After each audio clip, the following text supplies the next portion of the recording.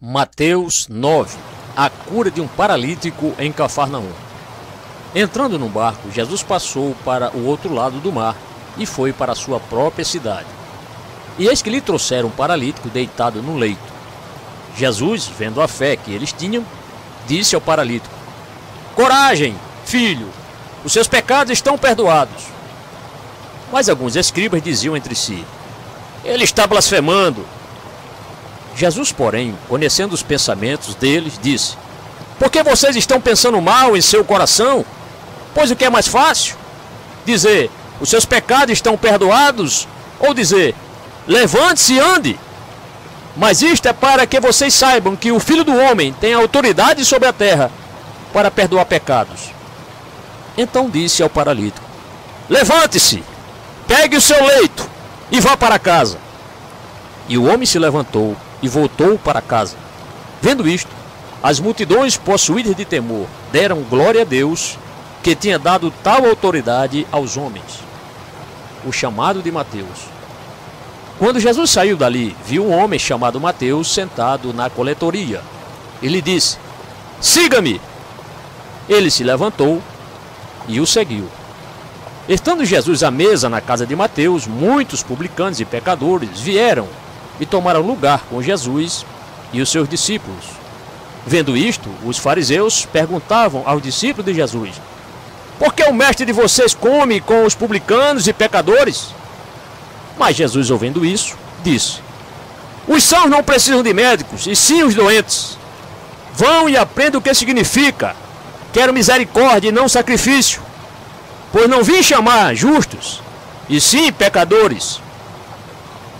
A questão do jejum. Vieram depois os discípulos de João e perguntaram a Jesus: "Por que nós e os fariseus jejuamos muitas vezes, mas os seus discípulos não jejuam?"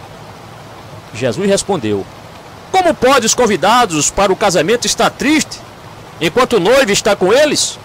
No entanto, virão dizem que o noivo lhes será tirado, e então eles vão jejuar. Ninguém põe remendo de pano novo em roupa velha, porque o remendo tira um pedaço da roupa, e o buraco fica ainda maior. Nem se põe vinho novo em odres velhos, porque se alguém fizer isso, os odres se rompem e o vinho se derrama, e os odres se perdem. Mas põe-se vinho novo em odres novos, e ambos se conservam." O pedido do chefe da sinagoga. Enquanto Jesus lhe dizia estas coisas, eis que um chefe da sinagoga, aproximando-se, o adorou e disse: "Minha filha morreu agora mesmo, mas vem impor a mão sobre ela, e ela viverá." E Jesus se levantou e o seguiu, juntamente com os seus discípulos. A cura de uma mulher enferma. E eis que uma mulher, que durante 12 anos vinha sofrendo de uma hemorragia, veio por trás de Jesus e tocou na orla da capa dele, porque dizia consigo mesma: "Se eu apenas tocar na capa dele, ficarei curada." Então Jesus, voltando-se e vendo-a, disse: "Coragem, filha, a sua fé salvou você." E desde aquele instante, a mulher ficou sã. A ressurreição da filha do chefe da sinagoga.